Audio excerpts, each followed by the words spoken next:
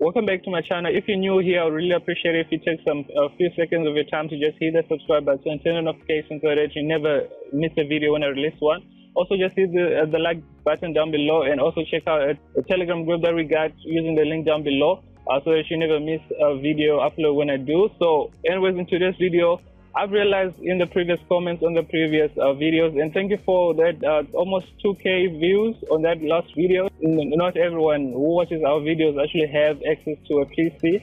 Let me just do a short video showing you how you can automate your spinner on a mobile phone. As you can see right here, I'm on my tablet, but this can work on anything. So I'm just going to be showing you how you can automate it on your mobile phone. It doesn't matter what size it is, it doesn't matter what Android it is, as long as it can install the following apps that we're going to have.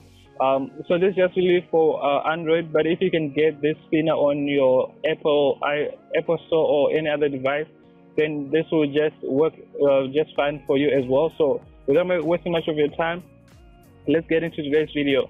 So in today's video, I'm just going to click, as you can see, I'm on a BTC Spinner on my mobile phone, so I'm just going to click play now so that I log into my screen. So I'm going to be showing you how to actually automate this on your mobile phone. As I said, we already, if you haven't watched the other one, the other two videos where I automated the script for the PC using Chrome browser.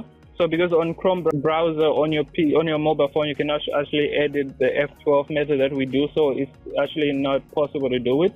Anyways, this is why I'm going to be showing you a quick trick on how to actually do it on your mobile phone today. So if you stay tuned, you will really enjoy this video. So anyways, as you can see, there's a trick that I've shown you in previous videos, whereby if you spin this wheel in a certain direction, it's gonna spin up to 1,000 RPMs at the bottom, as you saw right there, as you saw what just happened. So if you spin it directly, like vertical across the screen, it will spin up to 1,700 RPMs, which is the most that I've seen so far, or anybody has actually ever seen on this spinner. So that's what we're going to be targeting with our automated spinner. So basically, you can see the screen is shaking when I spin this. So what you want to do first, before you do anything, you just come to this three dots up there, and then select the desktop option right there. So you just select it, and then it's going to show your spinner in a desktop form. So basically, as you can see, it's now in a desktop form. You can zoom in and zoom out whatever you want. But basically, now it won't be shaking. So I'm just going to wait for it to return to it so that it removes that blur that it is. So let's just wait. Okay, there we go. So now it's ready. So now, as you can see, if I spin, it does not do anything. But you saw that 1,700 RPMs, over 1,700 RPMs just by spinning in that vertical position that I'm saying. I think I'm going to draw some lines to explain it on the edit.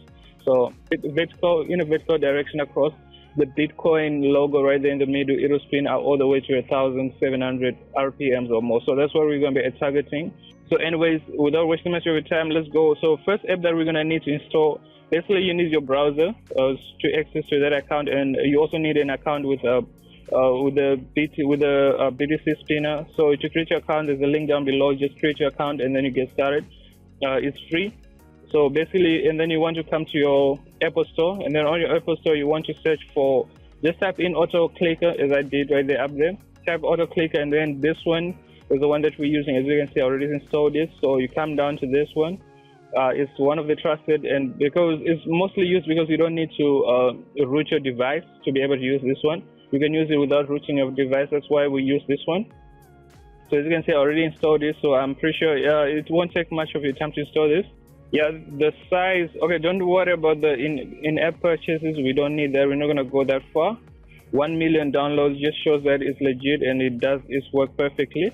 So yeah, there's no payments that are needed for this. What we're going to be doing with this app is totally free. You don't need to pay for anything. So I don't know how many megabytes it is, but it's very small. I'm pretty sure less than 10 megabytes. So 10 megabytes, I'm pretty sure around 5 megabytes or so. So anyways, what you want to do, once you install it, then you obviously want to open it. So you can open it straight after opening there. So these settings, you don't have to worry about anything. What you want to do when you come here, just to click on the start multi-target mode, which is the second one, right? So this is what you're going to see on your screen, and then close. So there's going to be ads, advertising, and so forth. But so once you click on that multi-target, start multi-target mode, that's what we want. So you get this thing on your side, so then you just navigate back to your screen, to your BTC Spinner. Now once you're on your BTC Spinner, what you want to do is to long press this plus button right there, and then it will pop up too. So if you actually just so what you want to do, there are quick settings that we need to modify on these buttons, because if I start it now, it's not going to do much. It's just going to do nothing, absolutely nothing. So what you want to do is just to set it across this bar right there, across there. So this is the vertical points that I'm telling you that it will spin at the most. So you want to set it somewhere around like that.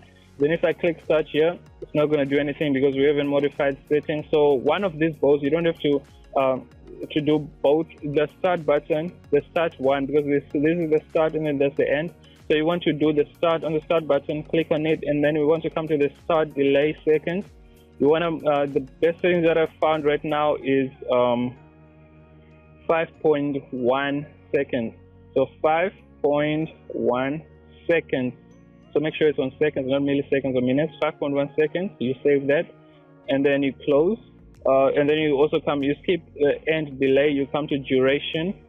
On the duration, you want to set this to 0.22 seconds, and then you save. You can play around with this seconds also. You can play around with this just to see what best works for your device or for the screen size that you have or anything like that. But these are like the ones that I've seen that works based on almost any screen size.